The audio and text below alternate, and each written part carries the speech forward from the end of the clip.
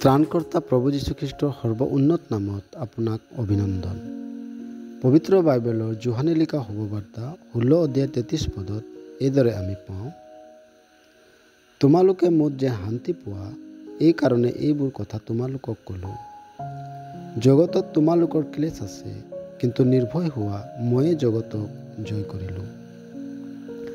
প্ৰভু যীশুৱে নিজৰ শিষ্যবিলাকক এই কথা সেই সময়ত কৈছিল, যি সময়ত তেওঁবিলাকে ব্যাকুল হৈ আছিল।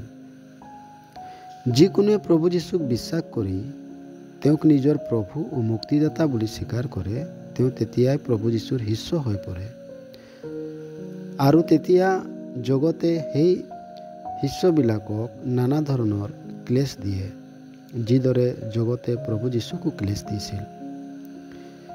তেওঁবিলাকৰ ওপৰত মিছা অপবাদ দি হত্যাও কৰিছিল।